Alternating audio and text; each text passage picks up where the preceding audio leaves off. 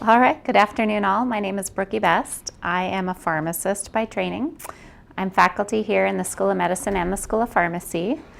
And some of the research I do is in the area of pharmacokinetics, figuring out how the drug travels through the body and how we need to dose it. And today I'm going to talk to you about key concepts in drug delivery. So what we're going to talk about today is first something I call ADME, absorption, distribution, metabolism, elimination, which I'll explain in a minute. We'll mention where we can administer drugs, what types of dosage forms are available, and I'll give you some examples and what delivery systems have been developed. And just as a fair warning, this is a very, very, very brief overview of these topics.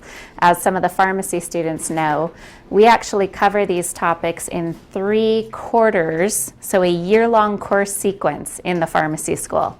And those 3 quarters of courses have been condensed into about a 45-minute talk. So clearly I wouldn't even say we're scratching the surface. I'm showing you where the surface is, okay? So, all right. So the first thing is sort of a vocabulary lesson and orienting you to the vocabulary I typically use. There is something called pharmacokinetics, so pharma meaning drug, kinetics meaning rates of processes, how quickly things happen. So kinetics typically accounts for how the drug travels through the body. And then pharmacodynamics, the dynamics are the effects that the drug has. So what the drug does to the body, like relieves pain or lowers blood pressure or lowers cholesterol or something like that. So those are the 2 broad categories, pharmacokinetics, pharmacodynamics.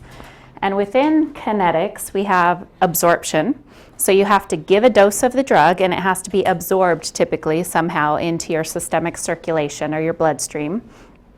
Once it's in the bloodstream, it has to be distributed to various places in the body, hopefully to the site of action where it will have its desired therapeutic effect. It may also be metabolized or changed by the body, and at some point it's got to be eliminated. Your body has to get rid of it. So there's the absorption, distribution throughout the body, metabolism, and not all drugs are metabolized. That means they're changed, but some drugs are changed, some drugs are just eliminated unchanged, and elimination. So I'll go into a little more detail on ADME. For absorption, most of the dosage forms that we give are solid, like if you consider a pill, right? You take a tablet, you take a capsule, that's a solid dosage form. So the first thing that has to happen is that has to break apart. All right, so that's got to disintegrate into smaller particles, deaggregate into very fine particles, and go into solution. Because once it's dissolved in solution, that's when it can travel and pass through, say, the membranes of our GI tract or other membranes of the body to actually get absorbed. Okay, so once it's in solution, that's when it can travel through the body and be absorbed. And there's only one way to bypass absorption, and that's if you give a drug directly into the bloodstream, which we can do. We can give people intravenous injections straight into the bloodstream. But any other way we deliver a drug, it has to travel through a membrane at some point to get into the bloodstream. Whether we give it orally or rectally or intramuscularly, subcutaneously, it does have to pass through a biological membrane, okay? So membranes, back to basic biology from high school and early college, right? They're bilayers, lipid bilayers. They've got an oily surface and they've got a hydrophilic or watery surface. So our drugs have to be able to navigate through these various environments. They have to be, hydrophilic or water-loving enough to stay dissolved, but it has to also be hydrophobic or lipophilic, oil-loving enough to get through the oily parts of that membrane in order to pass through into the systemic circulation. So, what are some challenges to oral absorption? I'm going to spend a few minutes talking about oral absorption in particular because most drugs are given orally, right? It's the easiest way. Patients know what to do to swallow a pill, and it has very good sort of acceptance by patients. Okay, so what are some of the challenges to oral absorption? Well, your GI tract, your gastrointestinal tract, is really quite complicated, and so drugs have to navigate all of those different environments in your GI tract in order to be absorbed. Some of the challenges include the varying pH levels throughout your GI tract. Your stomach can be very acidic, your intestines can be more towards neutral, and your large intestines can even be slightly basic. And so the drug that you give has to be stable to the various conditions it's going to pass through. If acid degrades the drug, then if it sits in the stomach that's very acidic for very long, you're going to be degrading the drug before you have an opportunity to absorb it. All right. It has to be able to dissolve. So some drug candidates we look at tend to be so hydrophobic that they can't go into solution. If they can't dissolve into solution, they're not going to be able to be absorbed, at least through the GI tract. So it has to stay dissolved.